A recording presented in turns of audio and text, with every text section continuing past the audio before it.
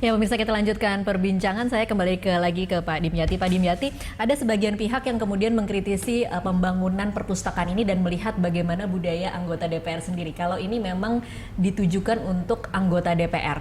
Tetapi anggota DPR yang saat ini apa benar memang membutuhkan perpustakaan? Apa memang mereka pergi ke perpustakaan? Apakah dengan membangun perpustakaan terbesar se-Asia Tenggara dengan koleksi buku 600.000 kemudian akan mereka berbondong-bondong setiap hari ke perpustakaan? Masalah kebutuhannya, bagaimana Anda menanggapinya? Saya sampaikan lagi bahwa tadi kalau untuk menuju Indonesia hebat harus cerdas. Cerdas itu ya harus rajin membaca. Membaca itu berarti harus ada vocabulary, ada buku-buku banyak lah, perbendaharaan buku yang banyak. Nah, perbendaharaan bacaan yang banyak itu kalau kajian ilmiah atau termasuk beberapa disertasi, tesis dan lain sebagainya yang masuk di dalamnya termasuk buku-buku ilmiah itu memang diperlukan gitu aslinya. Jadi tidak hanya berupa sebuah di dalam internet begitu, tapi kita juga perlu aslinya. Perlu data sekunder, data primer, apa yang terjadi dengan perpustakaan yang ada saat ini, Pak Dimyati? Anggota DPR itu ya penting untuk itu, tidak hanya anggota DPR, termasuk ada kesekjenan, ada juga tenaga ahli, ada dan juga ada yang lainnya, sehingga kalau ada misalnya Pak Nurdin, saya membahas sebuah rancangan undang-undang, bagaimana naskah akademiknya, bagaimana draftnya, apa tujuan dari pelaku si pembuat undang-undang ini, apa sih tujuan utamanya dalam membentuk undang-undang itu. Nah, itu terarsipkan dengan baik di dalam perpustakaan itu dan semua terdata secara digital, secara betul-betul modern. Nah, inilah seperti e-katalog gitu misalnya. Nah, oleh sebab itu ini penting juga termasuk orang-orang luar. Nah, parlemen ini adalah gedung rakyat. Seharusnya sehingga orang Indonesia Indonesia bisa masuk, gitu ya? kalau saya yakin kalau ini ada perpustakaan yang modern, perpustakaan yang yang bagus, yang indah, saya yakin orang-orang akan berbondong-bondong, anak-anak sekolah juga akan berbondong-bondong ke gedung rakyat, ingin melihat. Saya saja ingin melihat perpustakaan di dunia-dunia yang ada. Di Korea Utara lihat perpustakaan hebat sekali, di Amerika apalagi melakukan studi kooperatif seperti itu. Dan maka oleh sebab itu ini penting, apalagi kalau ini jadi, saya yakin nanti ke depan 100 tahun ke depan ini menjadi heritage. Dan ini manfaat. Gedung parlemen itu kan peninggalan Belanda, gedung istana itu peninggalan Belanda, istana Bogor pun peninggalan Belanda. Peninggalan kita mana? Nah, oleh sebab itu kita harus membangun. Baik, saya stop dulu Pak Dimyati di situ untuk melihat di tengah pro kontra rencana pembangunan perpustakaan DPR, ternyata gedung perpustakaan DPR yang sudah ada justru sepi dari pengunjung. Berikut adalah laporan reporter kami Berita 1 TV Teza Raditya dan juru kamera Yanuarsyah. Ya, misalnya di tengah usulan sejumlah anggota DPR yang mengusulkan pembangunan gedung perpustakaan baru yang nantinya diklaim akan menjadi gedung perpustakaan umum milik parlemen yang terbesar se-Asia Tenggara, kami akan mengajak Anda melihat bagaimana rupa dari gedung perpustakaan yang sudah ada. Dan gedung perpustakaan ini memang tidak jauh dari kompleks parlemen Nusantara II yang berada di Senayan dan memiliki sedikitnya 31.000 koleksi buku fisik dan juga 500 lebih buku elektronik dan juga buku digital. Dan namun sayangnya nampaknya keberadaan ini, perpustakaan ini kurang dimanfaatkan dengan baik dan juga dioptimalkan penggunaannya. Karena dari data yang kami dapat bahwa kunjungan ke perpustakaan ini pada tahun 2015 hanya sebesar 5.000 kunjungan per 1 tahun, dengan rata-rata kunjungan per bulannya sekitar 400 orang yang berkunjung ke perpustakaan ini. Dan kemudian jika perpustakaan yang sudah ada ini saja kurang dimanfaatkan dan juga diefektifkan penggunaannya dengan baik, apakah kemudian perpustakaan yang baru nanti ada jaminan bahwa perpustakaan yang baru yang nantinya diklaim akan dapat menampung sekitar 600.000 koleksi buku fisik dan menghabiskan dana sekitar 570 miliar rupiah akan dapat lebih dimanfaatkan daripada gedung yang sudah ada ini, atau malah nantinya pembangunan dari gedung perpustakaan yang baru nanti akan sama saja dengan gedung perpustakaan yang lama ini, akan sama kosong dan juga kurang dimanfaatkan dengan baik oleh anggota dewan maupun dari pegawai-pegawai di DPR. Teza Raditya, Yanuarsyah, Berita 1, Jakarta. Oke, baik. Perpustakaan yang sudah ada saja saat ini sepi pengunjung, Pak Nurdin. Jadi kira-kira nanti kalau memang kita memaksakan untuk membangun perpustakaan besar ini akan berbeda atau tidak? Saya kira begini ya, perpustakaan yang sekarang itu saya nggak tahu, saya juga pernah sering ke sana. Kenapa teman-teman juga kurang berminat ya?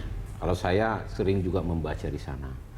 Tetapi yang perlu kita lihat, sebenarnya ada perubahan daripada teknologi, ilmu pengetahuan dan teknologi dalam penyiapan dan membuat daripada makeup daripada perpustakaan itu sendiri. Jadi mungkin yang direncanakan, saya tidak tahu detailnya. Pak teman saya Pak Dimyati lebih tahu detailnya karena beliau ini yang menangani di dalam PURT penganggarannya ya. Nanti kita dari praksi-praksi akan menyetujui atau menolak di akhirnya, di end of the day-nya. Tetapi yang jelas, kalau sampai anggaran 570 miliar, itu adalah sangat-sangat berlebih ya. Menurut saya itu terlalu besar lah. Dan kalaupun diperluas perpustakaannya dengan merehab yang baru pun, yang ada sekarang ini pun baik, atau menambah dengan jumlah yang tidak terlalu besar. Tetapi kalau perpustakaan ini dibuat menjadi perpustakaan umum, misalnya, semua mahasiswa bisa datang ke sana, SMP, SD bisa datang ke sana, mungkin harus diambil satu tempat yang lebih umum. Bukan di DPR. Bukan di dalam DPR. Di DPR, kalau di situ tujuannya. Jadi konsep dasar dari penggunaan apa ini juga harus disepahami seluruh anggota dewan. Baru nanti dari konsep dasar itu, kalau memang itu untuk kepentingan dewan, menurut saya pribadi dan fraksi kami, itu terlalu mewah dan terlalu besar biayanya. Makanya kami menyatakan, dari tadi saya bilang, kita sependapat dengan peningkatan daripada pengadaan perpustakaan untuk digunakan, dimanfaatkan oleh masyarakat Indonesia termasuk DPR dalam menyusun perancangan undang-undang dan menyelesaikan seperti apa yang disampaikan oleh teman saya Pak Dimyati tadi. Bagaimana kita melakukan itu untuk memajukan bangsa. Karena sumber daya manusia yang unggul lah yang bisa menghasilkan suatu produk yang unggulan juga. Karena hanya produk unggulan yang bisa berdaya saing di pasar global, kan itu. Semuanya sumber daya itu adalah terutama dihasilkan sumber daya yang berkualitas. Yang berkualitas itu dari mana? Fasilitasnya harus terpenuhi. Tapi menurut praksi kami sih, itu adalah sangat berlebihan kalau suatu gedung perpustakaan harus dibangun dengan biaya 570 kita akan bahas sedikit ke Pak Dimyati. 570 miliar itu sudah ada gambaran seperti apa bentuk perpustakaannya sih Pak? Ya, saya juga kaget juga kalau rencana pembangunan perpustakaan itu sampai 570 miliar karena 570 miliar itu adalah buat gedung anggota. Yang tadi poin nomor 6 kalau tidak salah dari 7 rencana pembangunan itu untuk anggota dan tenaga ahli. Karena jadi bukan minim. Hanya untuk perpustakaan saja? Bukan, nah, perpustakaan ya kurang lebih 100 miliar lah. 100 miliar, kita lihat rencana sampai selesai itu 100 miliar. Itu sudah bagus, itu sudah dan tidak usah berlebihan lah. Karena kalau kita lihat perpustakaan yang ada di Amerika dan lain sebagainya itu kan sudah dibangun jauh hari sebelumnya dan memang waktu itu duit Amerika pun berlebih, Korea pun demikian. Nah, oleh sebab itu saya berharap perpustakaan ini menjadi rujukan, menjadi prototipe bagi nasional.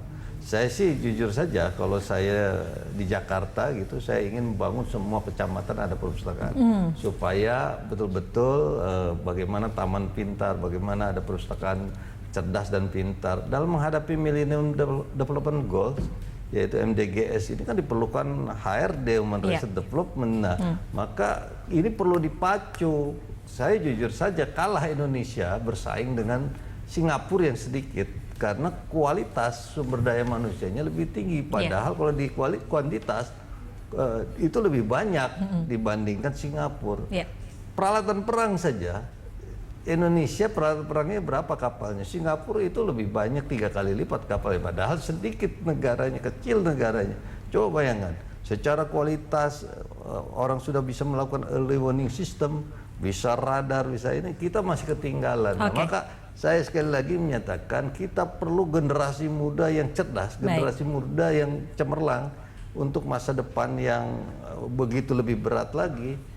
Diperlukan tadi kecerdasan kolektif. Kecerdasan kolektif adalah mendidik anak-anak kita rajin membaca. Itu sudah digariskan oleh Rasulullah. Iqra, katanya begitu. Baik, Pak Dimyati, ditahan dulu, kita ada penelpon yang sudah bergabung bersama kita pada malam hari ini. Ada Pak Nathan dari Medan, Sumatera Utara. Selamat malam, Pak Nathan. Selamat malam. Ya, halo. Halo, selamat malam Pak Nathan. Bisa mendengar suara kami? Bisa saya dengar. Iya, silahkan Pak, ingin memberikan pertanyaan atau memberikan komentar? Ya, itu sih tadi yang saya bilang tadi.